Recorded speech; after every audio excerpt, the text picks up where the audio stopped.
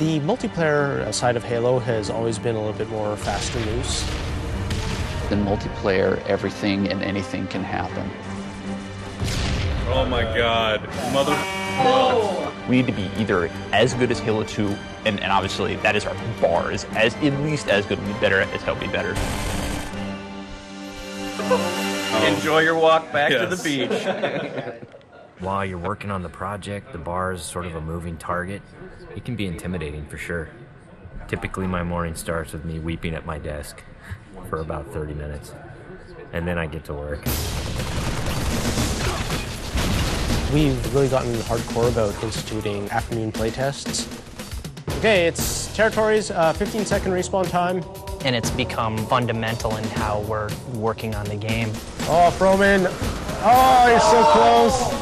From day one, people have been in there playing it, which really refines the gameplay. It was horrible there. Oh, who broke territories? I think Halo 2 multiplayer has been played like 4 billion times. Competing against yourself is stressful. Coming up with these scenarios that people play over and over again. Now, how can we rethink that and create something that's new and interesting? We started getting more into these asymmetrical maps where it's offense versus defense, where that's a choke point that you want to hold. And I think High Ground is an example of that. Some of the specific things that we tried out were having a wall that you have to get past. That sort of defined whether you won or lost the game. And then we stuck some towers in, and we put AI gunners on all the towers. So as you're running up the hill, you're just getting tagged by all these AI guys. That's the direction that we went. We're like, whoa, that's way too hard. In this version, the wall is actually perpendicular to the hill. And in the final version of High Ground, that wall has been rotated 45 degrees because it had 2 turrets up here as well as 2 turrets in the other tower. So there was a lot of firepower coming down on the hill. That got all simplified into 1 turret actually right above the gate, which we felt was not as brutal to the attackers. It's pretty obvious to us when we start working on these maps that they have to be fun for the 100th and the 200th and the 1000th time.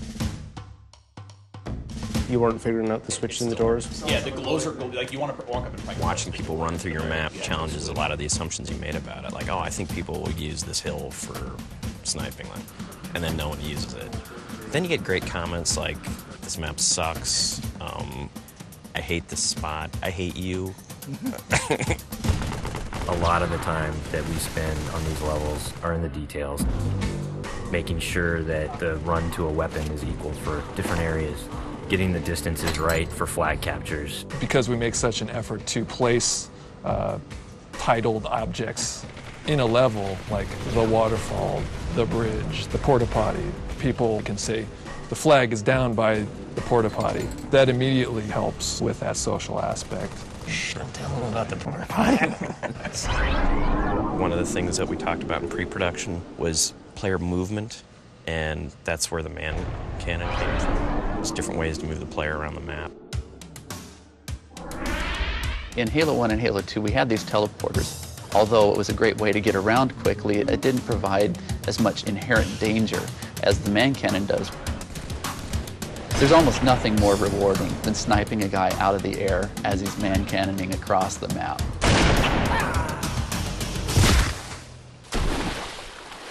Whatever weapon that you start off every round with is going to really affect the decisions you make.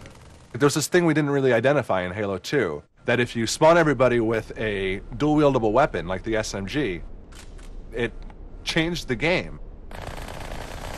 People stop meleeing and people stop grenading because when you're dual-wielding, you can't do either of those. One of our weapon modelers, Tom Doyle, said, hey, this is a great chance to bring back the assault rifle from Halo 1. The assault rifle's design language really works well with the Master Chief. It has such a unique kind of silhouette and look to it that we really didn't want to change with what is already a Halo canon. But in terms of design and gameplay, it's been adjusted pretty considerably. The weapon has a kind of a shallow clip, so it came down to how best do I use my melee attack, or how best do I use my grenades in order to tip that fight a little bit over in my favor. The assault rifle works really well with the golden three things of Halo, which are weapons, grenades, and melee. The different kind of weapons that you get to use now, the way that they're balanced against each other, the way the weapons are placed on a map, it brings a certain something to the map that just makes it play right. You have a situation which is very common, two guys get into a fight. Is there a way to mix that up? Say you start getting hit by a battle rifle from behind. Let's say you have a bubble shield, you drop it, all of a sudden you're completely shielded from this guy who is firing on you. Or you have a trip mine and you realize a warthog is barreling towards you. You deploy the trip mine at the last second. And yes, you die, but you take out those damn bastards that just ran you over. When you are done as a group playing together, the first thing you want to do is talk about it. Every game you play, you're going to be having a save film that you can stop time, shift camera angles. When you watch that,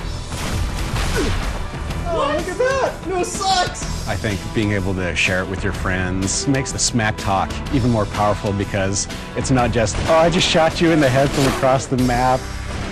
It's, I just shot you in the head and let's watch it in slow-mo.